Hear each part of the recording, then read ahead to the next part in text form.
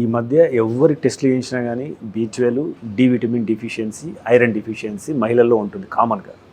So దీన్ని మనం రూపుమాపాలంటే ఎలాంటి ఆహారం తీసుకోవాలి? విటమిన్ సి బాగా తినాలండి. విటమిన్ సి బాగుంటేనే నీకు ఐరన్ అబ్జార్బ్ అవుతుంది.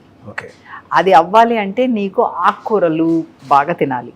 ఆకుకూరలు అయితే మన లెగ్యూమ్స్ ఉంటాయి కదండి, మన చెన్నాలు, రాజ్మాలు, అట్లాంటి టైప్స్ అన్ని, బొబ్బర్లు, ఇట్లాంటివన్నీ బాగా తినాలి. విటమిన్ డి అంటారా, అది మన ఎన్వైరన్మెంటల్ పొల్యూషన్ వల్ల, లేకపోతే మన వాడే స్కిన్ కేర్ వల్ల చాలామందికి, ప్రపంచంలో చాలామందికి vitamin deficiency, especially dark skin వాళ్ళకి ఉంటుంది. సో కొంతకాలం సప్లిమెంట్ తీసుకొని తర్వాత వదిలేసినా మీకు బాగానే ఉంటుంది.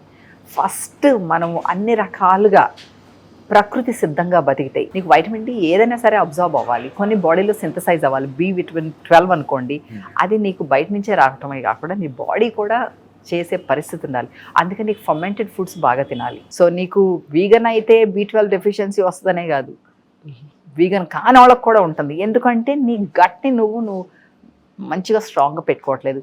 సో నీకు మైండ్ మంచిగా ఉండాలంటే గట్ స్ట్రాంగ్ ఉండాలి, గట్ స్ట్రాంగ్ ఉండాలంటే మైండ్ మంచిగా ఉండాలి.